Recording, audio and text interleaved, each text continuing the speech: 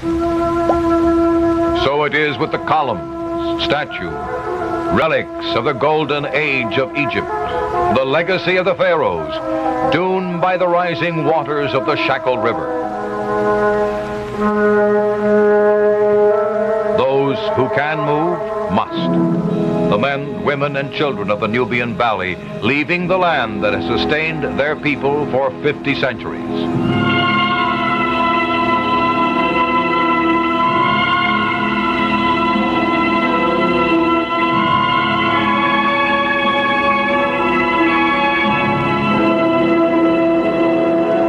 The animals that travel with them, some willingly, some not, make the migration a 20th century version of Noah's Ark.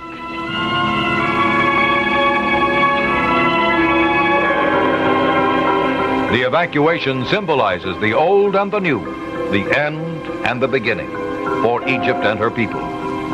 For as the natives of Nubia once ruled Egypt, so did Egypt once dominate the world. Decline and fall came to both. Now together they seek a new age, a new era, from the mighty river that has been Egypt's lifeblood through all recorded history.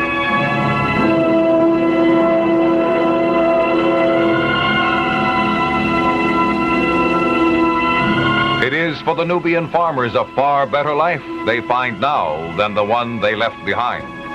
And if progress has taken much, it has also given much in return.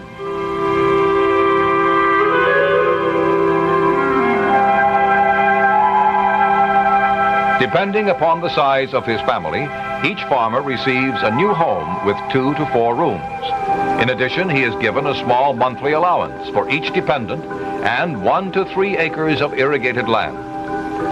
Shopping centers, electricity, running water, a new life for an old people.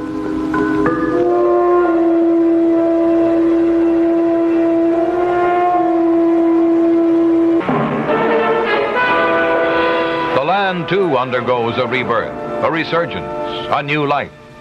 Until now, 97% of all Egyptians have lived on less than 4% of the nation's land. But the high dam at Aswan and other irrigation projects will provide the precious water that is needed to make the desert bloom.